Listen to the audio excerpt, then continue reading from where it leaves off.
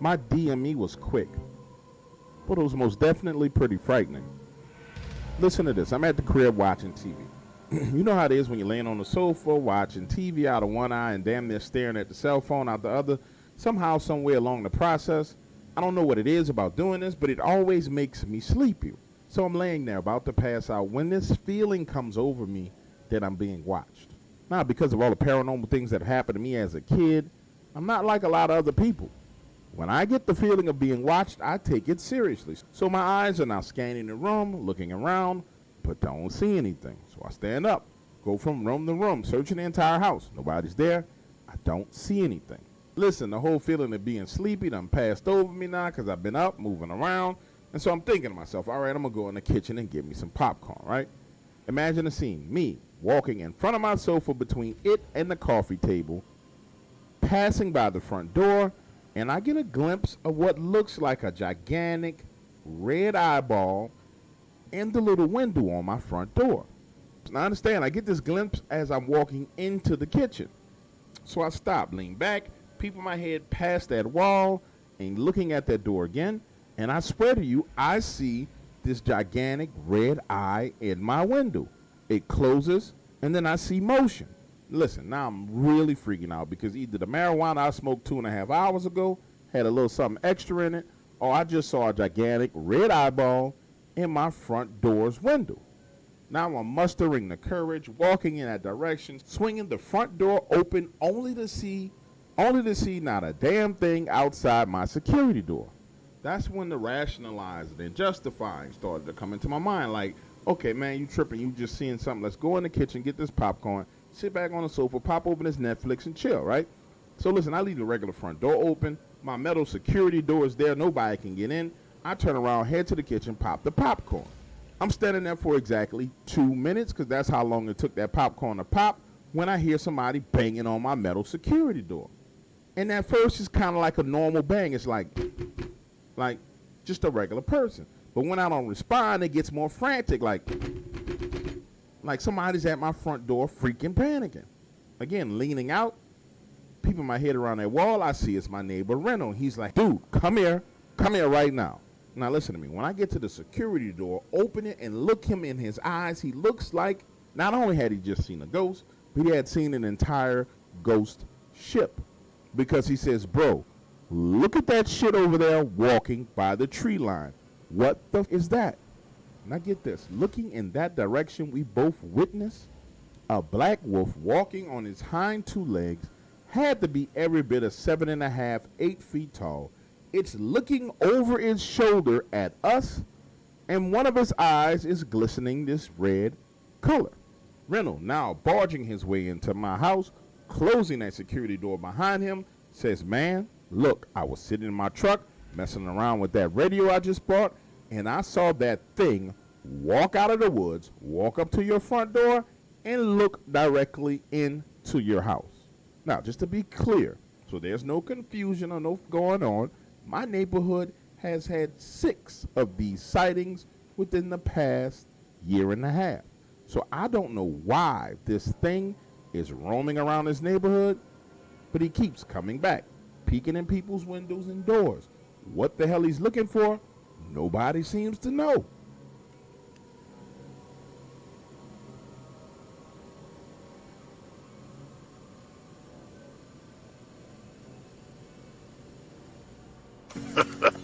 Simple Jack, yeah, you went all out on that one, huh? You did. Really swung for the fences, huh? Thank you. Yeah. Thanks, yeah. Yeah, it was an intense experience. You know, I just did the work. Watched a lot of retarded people. Spent time with them, observed them. Watched all the retarded stuff they did. But, you know, there were times when I was doing Jack that I actually felt retarded, like really retarded. Dang. In a weird way, I had to sort of just free myself up to believe that it was okay to be stupid or dumb. To be a moron. Yeah. To be moronical. Exactly. To be a moron. An imbecile. Yeah. Like the dumbest that ever lived. Stupid ass Jack. By the end of the whole thing, I was like, wait a minute, you know? I flushed so much out, how am I gonna jumpstart it up again? It's just like... Yeah. Yeah, right? You was farting in bathtubs and laughing your ass off. Yeah. Yeah, I mean, it was just really it was crazy. Is that working with Mercury? You serious? You don't know? Everybody knows you never go full retard. What do you mean? You went full retard, man. Never go full retard.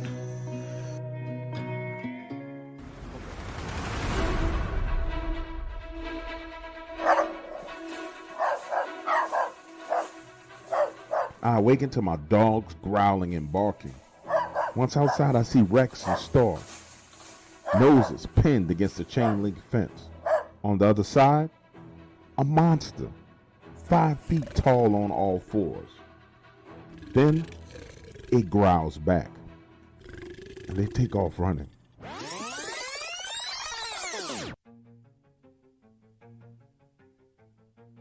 I should have known that listening to these crazy people on the internet was going to be a problem. It's harmless, they said. It's not flesh and blood, they said. It's demonic, they said. They're not aggressive, they said. Well, guess what? That thing right there looks very aggressive to me. And now I'm here all alone. My dogs have retreated under the house. It all started when I went to the Dogman Facebook group. Why? Because I was looking for help with my issues.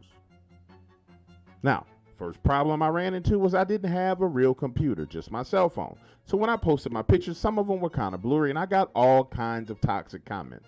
Some people said there were 10 dogmen and 2 Bigfoot in the picture. Other people just said it was pareidolia, and other people said I was crazy for posting pictures with nothing in it but leaves. But I figured this was one of the biggest groups out there. These people had to know what the hell they were talking about. It's not like there's a cable news channel for people who deal with werewolves. So where else am I going to find help? But boy, was I wrong. I told them my story and how one of my dogs had been killed, ripped apart, and that I witnessed a giant black wolf do it, just like the black wolf that they showed in the variants pictures. Now I know, but I took their advice, and that's what led to me being face to face with this creature. The only thing separating me from it, my flimsy metal fence.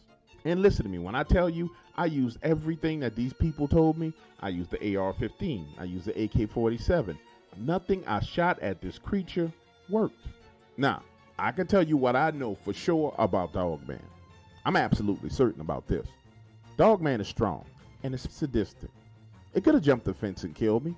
Nope, it ripped the fencing from the post and threw it at me. Imagine for a moment a section of 15-foot fence flying through the air at your freaking head. Now that wasn't enough for the Dogman because it ripped the fence post out of the ground and threw it on the roof. That entire night I was stalked. It didn't matter what room of the house I tried to hide in, it was at that exterior wall. When I went into the attic, it was on the roof, scratching the roof, twisting doorknobs, scratching windows. But what I still don't understand is why it didn't just come in the house and kill me, because it damn sure could have. Now listen to this. 3 days after my encounter, I'm referred to one of the most popular Dogman YouTubers in the community. It takes him a week to get back to me, and when I do finally speak to him, he's only interested in interviewing me. And so I reach out to another Dogman YouTuber who never gets back to me. After that, I reached out to this channel, and the advice was very simple. Do you own the house? No, I replied, I rent. Then break the lease and move. Move over 200 miles away, or it's going to eventually kill you. Understand, I didn't have that kind of money, and I was in between paychecks. Then, as I searched for houses, I discovered that the only one available wanted a $900 deposit. Now, I want you to ask me how many dollars. How many dollars do you think I had at this point in time? $175. Just enough to rent a moving truck and one-day laborer to help me move all my stuff. So I called one of those storage centers, right? Tell them I need to put my stuff in storage, and they only had an outdoor unit. So guess what? I put my stuff there, and I lived there for the next 30 days, long enough for me to make a paycheck, pay the fees for breaking the lease, and get the deposit I needed for the next house and the utilities. Now, looking back on it, I wish I wouldn't have never ever saw Dogman. But since I did see it, I wish I would have just left it the hell alone. Guess what? It tore up one of my dogs. I should have just left it alone. Guess what? It wanted to scratch on the roof. It scratched the roof all you want. I should have just packed up and moved.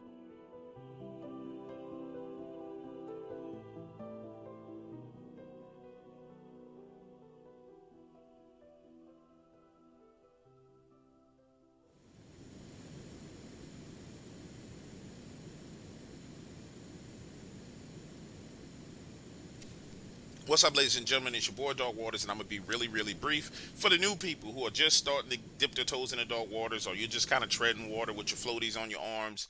I have my own personal website. It is iamdogwaters.com. Membership $4.99 a month. Why do I do that? Because I don't believe in building up YouTube's platform and then giving them the ability to censor me or deplatform me, or demonetize me, which is what they've done multiple times due to random. So, if you're new to the family and you want to hear more content, go to iamdogwaters.com and become a member. Those of you who've been on YouTube and follow me for a while, you know and you realize that you're getting more content on YouTube than you've ever gotten, so you're welcome. But for those of you who want to swim deeper in the dog waters, head on over to iamdogwaters.com. For those of you who message me and email me all the stories, true, yes, they are. For those of you who want to know about the Roger and Steve stories, are they true? There's more information available now about those people and those stories that you can Google than ever. So all you got to do is do your own research. Don't sit here and ask me, is this real? Blah, blah, blah. No. Turn a VPN on. Search the internet from Belize or from China or from Russia or from India. Start typing names in and you'll find them. Period. Holla at your boy. It's Dog Waters. Let's get down to business.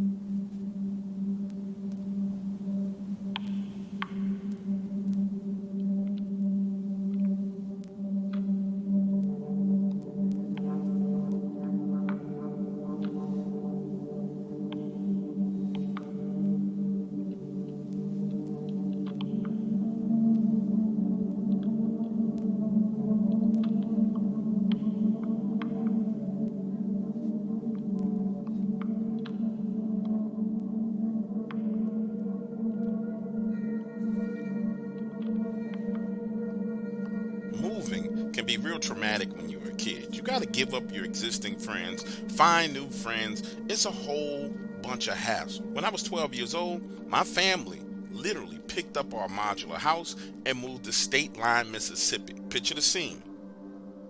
A 3-bedroom, 2-bath house on the back of a gigantic trailer, already split in half, furniture in tow, in a U-Haul, me, my parents, and my siblings, all in 2 vehicles, this gigantic caravan headed to the new property. And let me tell you a little bit about my family. It was my mother, father, and my 5 other siblings. Again, this is a 3-bedroom, 2-bath house, so it was 3 kids per room. And I want you to understand something. Prior to moving to this specific location, none of us, not one of us, ever was plagued by nightmares or bad dreams. But literally, the first night we go to sleep in that house on this new property, I start having nightmares. Nightmares of things coming through the ceilings, through the walls, from the floors. Initially, I thought I was the only one going through this. But I talked to my brother, and he tells me that he's having nightmares as well. And then stuff starts to spiral completely out of control in our household. Example. One night, I'm laying in the bed and I'm having this nightmare. And in this nightmare, there's this skinny humanoid monster, long fingernails, long toenails, pale white and emaciated with this thin layer of skin. Head flipped upside down, mouth wide open, long sharp teeth like needles, eyes that glow purple and flash red. This is a dream that I'm having, or so I thought. This thing is climbing on the ceiling in the bedroom, looking down at my brothers and looking down at me. You know how it is when you're in a dream and you realize that you're dreaming, so you try to wake yourself up? Well, that's what I do. I realize that I'm dreaming. I'm literally laying there saying to myself, this has got to be a dream. And when I wake up and open my eyes, scanning the room, I don't see anything. But this unsettling feeling is in the air. And what I mean by unsettling is this. It's cold. My body's tingling. And when I look over at my brother, his body is shivering because it's so cold in the room. For the next 15 minutes, I can't go back to sleep. I feel like I'm being watched. So I reach over, shake Trevor, wake him up, only to learn that he's having the exact same dream that I'm having.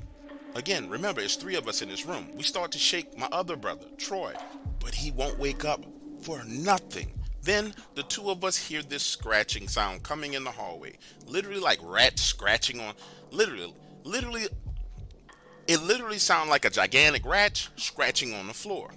And next thing you know, I see that upside down head poking through the doorway at the very top, and those eyes flashing purple and red, purple and red. Trevor screams at the top of his lungs, falls off his bed to the floor. Now I'm on the floor next to him, and the 2 of us are freaking out. And again, I want to be clear with you, neither one of us are asleep at this point in time. We're both wide awake.